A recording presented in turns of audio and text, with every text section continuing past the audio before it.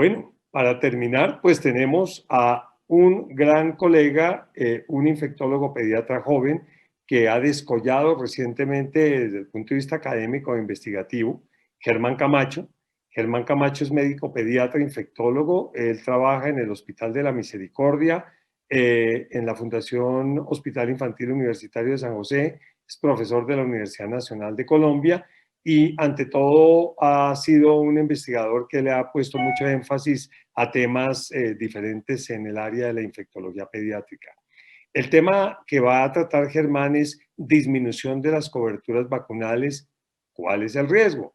Creo que todos estamos abocados a esta situación tan particular en este momento, pero que venía desde antes, no solamente desde ahora. Entonces espero que Germán nos cierre con broche de honor este simposio de esta tarde y les agradezco adelantadamente a todos los asistentes el habernos acompañado al simposio de vacunas del Congreso Nacional de Pediatría Virtual 2021. Muy buenas tardes, Germán, por favor, adelante. Muy buenas noches. Muchísimas gracias a los organizadores del Congreso Virtual de Pediatría, a la Sociedad Colombiana de Pediatría, por la invitación a participar en este evento. Hoy vamos a hablar de la disminución de las coberturas vacunales. ¿Cuál es el riesgo de esta disminución? Soy Germán Camacho Moreno, infectólogo. Trabajo en la Fundación Hospital Pediátrico La Misericordia, en la Fundación Hospital Infantil Universitario de San José y soy docente del Departamento de Pediatría de la Universidad Nacional de Colombia. Soy miembro de la Sociedad Colombiana de Pediatría. Entonces vamos a hablar de las coberturas vacunales, en qué vamos, de la importancia de mantener las coberturas elevadas, de las amenazas que disminuyen las coberturas vacunales, cómo enfrentar esas amenazas y los mensajes para llevar a casa. Entonces, ¿cómo estamos de coberturas vacunales? Pues lo que vemos es que para el año 2019, la mayoría de los países del mundo tenían coberturas, cuando tomamos todo el mundo, coberturas entre el 80 y el 90% para la mayoría de los biológicos. En América Latina, el comportamiento es similar, quizás más alto en algunas vacunas, pero con preocupación vemos la hepatitis B1 en el 78% y la segunda dosis de sarampión en 80%. Y no tenemos vacunas por encima del 95%. Entonces ahí está el primer reto de mantener coberturas vacunales aún más altas. Y esto fue en la época prepandemia. Cuando vemos la tendencia de las coberturas vacunales, vemos que entre el año 2015 y 2019 la tendencia ha sido a la disminución de la mayoría de las coberturas. Quizás obviamente se aumentó en la cobertura de polio porque se implementó en este tiempo, pero tanto en el mundo como en América vemos una disminución de las coberturas vacunales que oscila entre un 3 y un 5% para la mayoría de las vacunas. Y lo vemos aquí reflejado. En América Latina, por ejemplo, entre el 2015 y el 2016 hubo un descenso en la cobertura de sarampión, de la segunda dosis de sarampión, rubiola y parotiditis en más de 9 países. Entonces, es muy importante porque esas coberturas impactan sobre la enfermedad. Aquí vemos cómo es de importante que en la medida en que las coberturas vacunales aumentan, pues los casos van descendiendo, como lo vemos, por ejemplo, en este ejemplo de tosferina. En Colombia, ¿cómo estamos?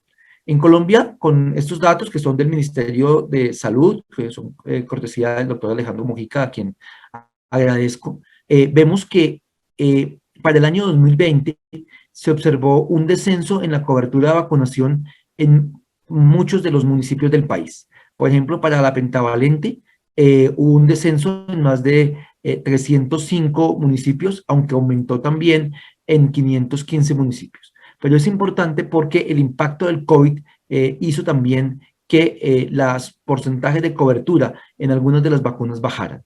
Y aquí lo vemos reflejado, la línea roja es la cobertura vacunal para el año 2020, y como vemos que los primeros meses del año, cuando se dio la cuarentena y cuando se dieron las medidas restrictivas más intensas, la cobertura vacunal cayó y repuntó a final del año para equilibrar un poco las cosas. Pero vemos que, por ejemplo, para este 2021, si continuáramos la cobertura para la tercera dosis de pentavalente, sería del 80%, que es inferior a la meta que se tiene. Comportamiento similar vemos con la triple viral en los menores de un año, donde en 309 municipios disminuyó la cobertura más del 5% y en 464 municipios aumentó la cobertura. Pero entonces es importante mirar este impacto que ha tenido la pandemia y el comportamiento fue similar.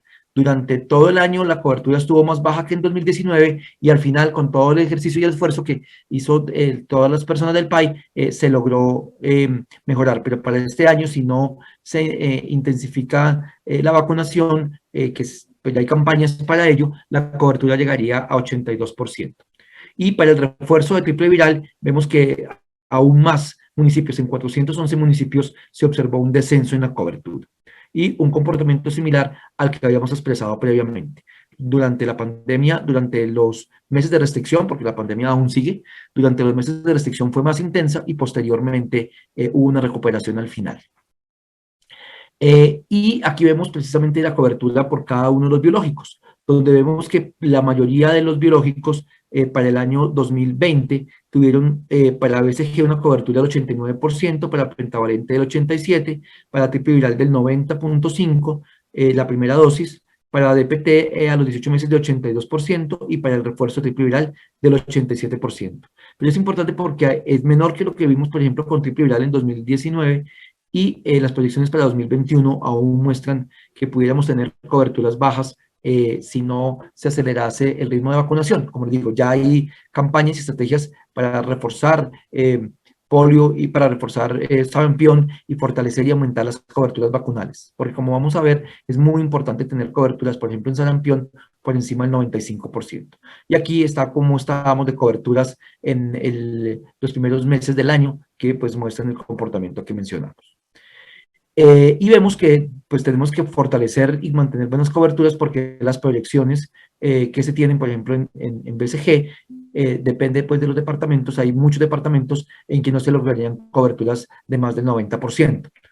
Lo mismo pasaría con pentavalente. Se necesita tener coberturas mayores al 90% en pentavalente y hay municipios donde las coberturas están sobre 89%. O sea, no es igual en todos los municipios del país. Eso es importante, porque generalmente las grandes ciudades como Bogotá, que aquí vemos que la tendencia sería lograr una cobertura entre 90 y 94%, o departamentos incluso como el norte de Santander que logran coberturas mayores, jalan a otros departamentos y otras zonas que tienen más distantes, que tienen muy bajas coberturas. Entonces es muy importante que la cobertura sea uniforme en todo el país y que esta cobertura sea superior pues al 90 al 95% dependiendo del biológico.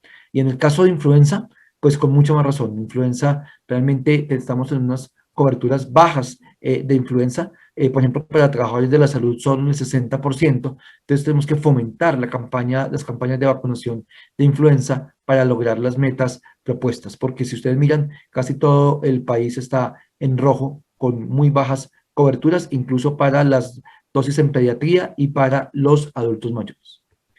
Entonces, ¿por qué es importante mantener coberturas elevadas y por qué comenzamos a hablar de las coberturas? Entonces, aquí es una frase que yo sé que muchos de las personas que están en el público, que están viendo esta charla, la han escuchado, pero es fundamental porque con el doctor Plotkin dice que con la excepción del agua potable, ninguna otra modalidad, ni siquiera los antibióticos, ha tenido un efecto tan importante sobre la reducción de la mortalidad y el crecimiento de la población como la vacunación. Entonces, la vacunación es fundamental para ello, pero para que la vacunación funcione tiene que tener muy buenas coberturas. La vacunación ha logrado, aquí tenemos algunos hitos importantes de la vacunación, recordar que en el 74 la Asamblea de las Naciones Unidas convocó para crear el PAI, en el 77 se creó el PAI en las Américas que tenía BCG, polio, difteria, tosferina, tétanos y sarampión, en el 80 ya se erradica la viruela, en el 91 fue el último caso de poliomielitis por virus salvaje en el Perú, cumpliendo una meta que se había establecido en el 85. En el 94 ya se certificó la erradicación de polio y se trazó posteriormente la meta de erradicación del sarampión. Se introdujo vacuna de hepatitis B, de Haemophilus influenza en el 97 y en el 99 fiebre amarilla. Y en el 2003 se trazaron la meta de eliminar la rubeola y rubeola congénita para el 2010. En el 2003 también se incluyó la vacuna pentavalente y en el 2006 la vacuna de influenza. En el 2009 vacuna de rotavirus, en el 2012 la vacunación nacional en Colombia contra el neumococo, en el 2013 ingresa en Colombia hepatitis A y VPH, en el 2014 se certificó a Colombia como libre de sarampión rubeola autóctona en el 2015 ingresó la vacuna contra varicela, y para este año 2016 a 2021 ya ingresó polio inactivado, que ya estamos con 3 dosis, y también ingresó el polio bivalente oral.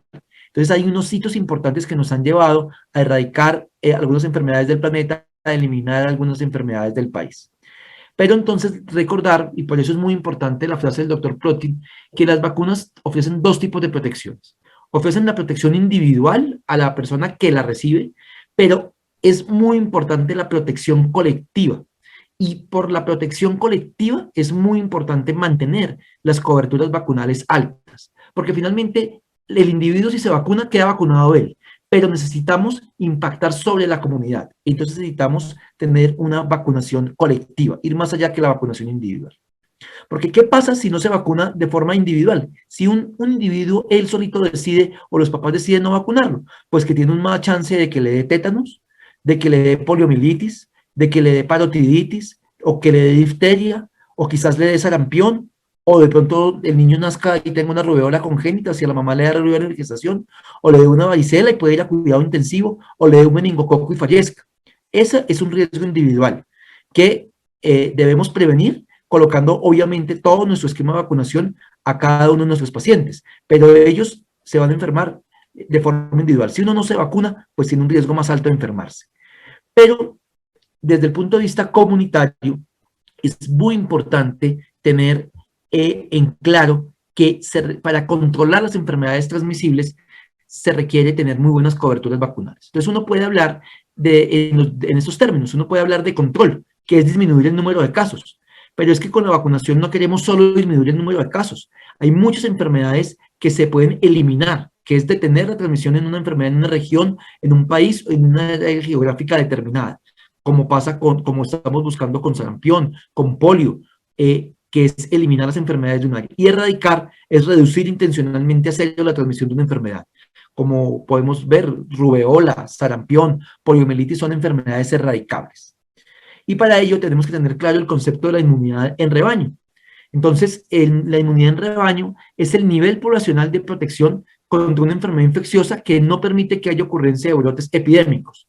Y se logra cuando un caso infeccioso no logra infectar a otro individuo en la comunidad porque la gran mayoría de la comunidad está vacunada. Y eso se puede lograr por infección natural o por vacunación. Entonces, aquí lo vemos graficado. Si nadie de la población está vacunada, la mayoría de las personas, que son las personas rojitas, se enfermarían y se contagiarían. Y algunos estarían de buenas y no se vacunan. En la medida en que aumenta la cobertura vacunal a un 25 o a un 50%, vemos que cada vez hay más personas vacunadas y sanas, ¿sí? Algunas personas sin vacunar pero sanas, pero todavía hay una gran cadena de contagio de personas sin vacunar que se enferman y que son contagiosas.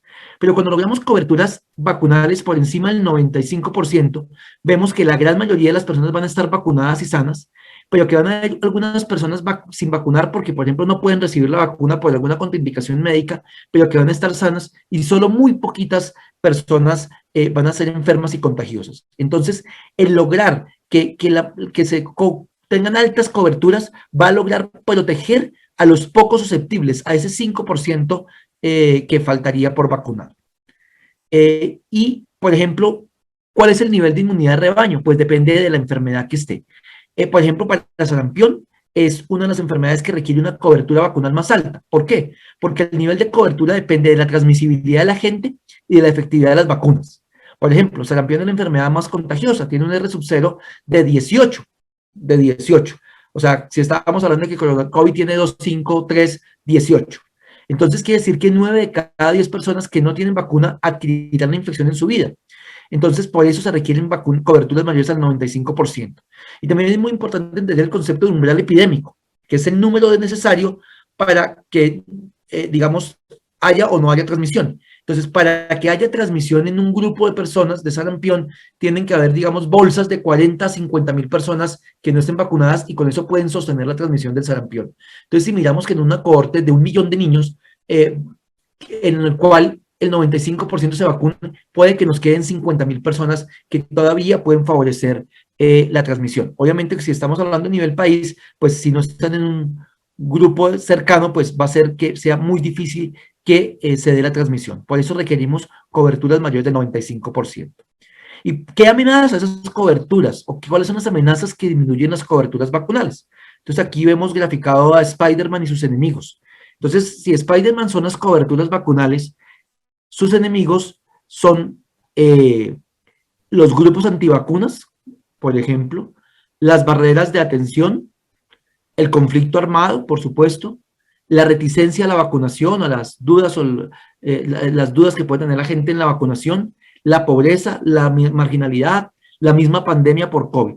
Todas estas son amenazas que nosotros como pediatras debemos conocer y tratar de liberarlas para poder lograr unas coberturas adecuadas. Hay algunas que no dependen de nosotros, que el conflicto armado probablemente no dependa, la pobreza y la marginalidad depende de todas las acciones que el país tome, pero sí es importante hacer la promoción de la salud, pero podemos impactar liberando barreras de atención, podemos impactar trabajando los grupos antivacunas o trabajando, contrarrestando los comunicados de estos grupos y, muy importante, trabajando con las personas que, sin ser parte de un grupo antivacunas, perciben dudas acerca de la vacunación.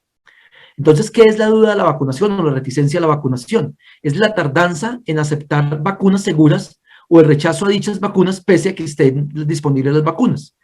Y es una cuestión muy compleja que da para un congreso completo en el cual depende de un contexto específico que depende del lugar, momento, del lugar de la vacuna, la desinformación, la complacencia, la comodidad, la confianza que el paciente tenga las vacunas. Y este impacta directamente sobre las coberturas vacunales. Pero es muy importante la tarea que nosotros los pediatras tenemos. Dudas de la vacunación han existido desde siempre. Este gráfico muestra las dudas que tenían las personas cuando se comenzaron a vacunar contra viruela. Aquí está el doctor Jenner vacunando y la gente se imaginaba que les iban a salir cachos y cabezas de vaca y que le iba a salir un toro por la cola y todos mitos estaban. Cualquier parecido con el chip del COVID, con que las vacunas dan autismo, con toda esta cantidad de mitos que tenemos hoy en día es pura coincidencia. La humanidad no ha cambiado.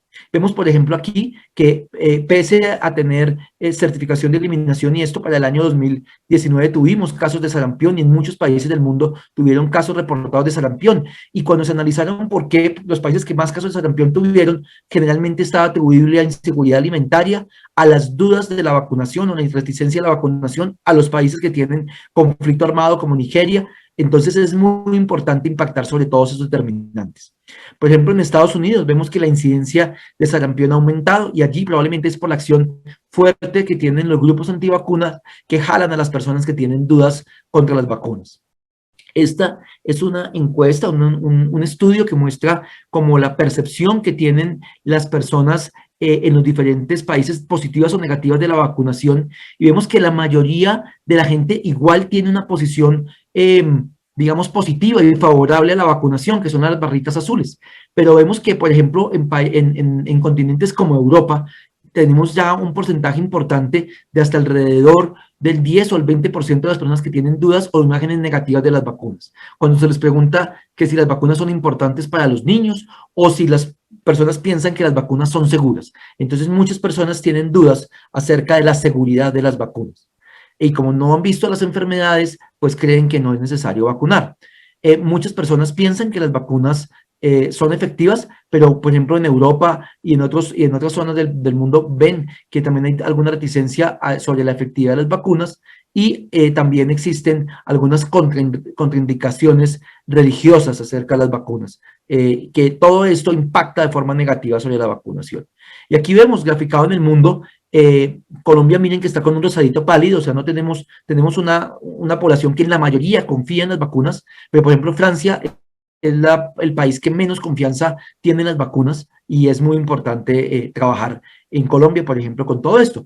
Pero resulta que no solo es la gente, es que los médicos también en esta encuesta que se hizo en Francia también tienen una baja cobertura, una baja confianza en las vacunas. Entonces, es muy importante la acción que tenemos nosotros los médicos. En cuanto más confianza tengamos nosotros en las vacunas, más seguros estemos, más se va a transmitir el mensaje. Si nosotros no creemos en las vacunas, pues no vamos a lograr transmitir. Y es muy importante esto, y vemos que en Francia, por ejemplo, alrededor del 50-60% de los médicos recomiendan las vacunas de rutina en la consulta cuando debería ser el 100%. Y tienen dudas importante en relación con la seguridad y la utilidad de algunas vacunas y la seguridad de las vacunas. Miren que solo el 26% confían absolutamente en la seguridad de las vacunas, el 55% tienen alguna confianza, pero ya el 20%, 15-20% ya no se sienten tan confiados de la seguridad de las vacunas, el 45% duda de los ayudantes. Entonces es muy importante.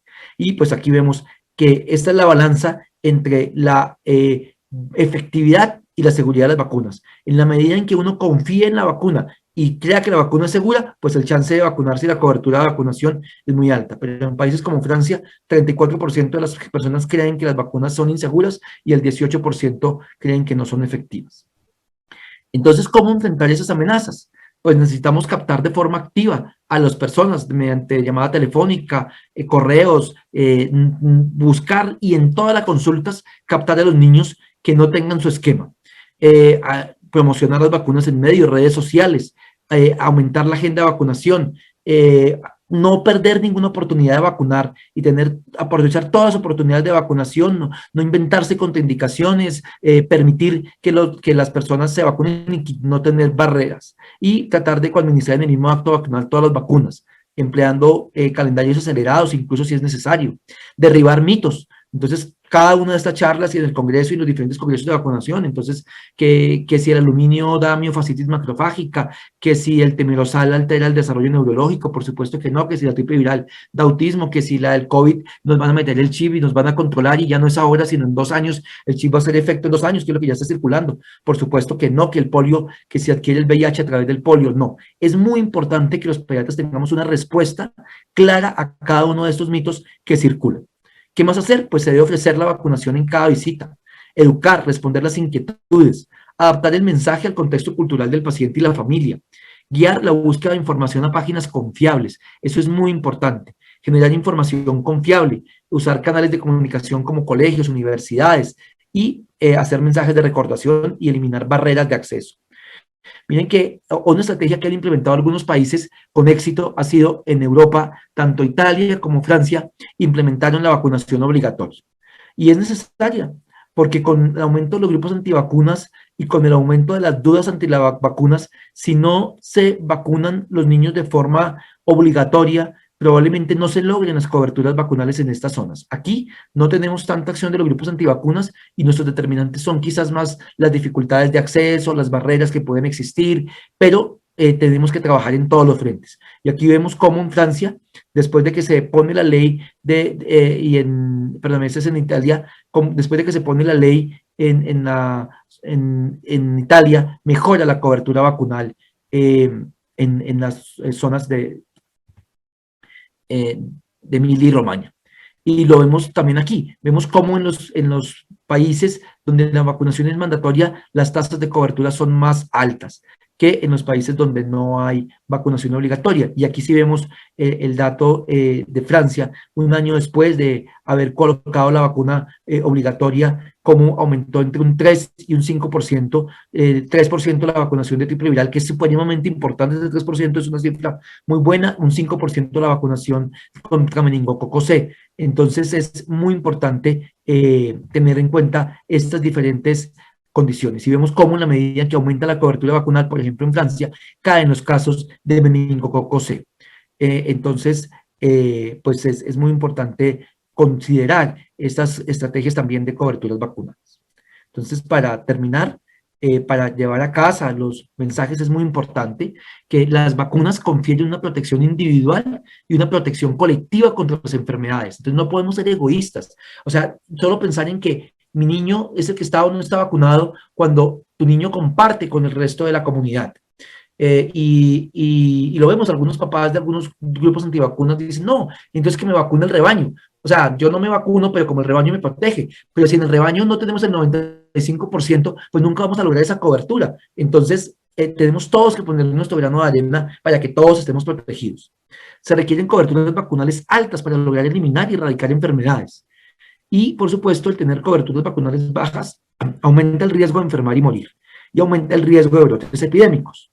Es necesario identificar y corregir las causas que llevan a estas bajas coberturas y fundamentalmente todos somos responsables de promover la vacunación. Muchas gracias nuevamente por la invitación. Para mí ha sido un placer acompañarlos en la tarde de hoy. Quedar atentos pues a la sesión de preguntas. La sesión de preguntas.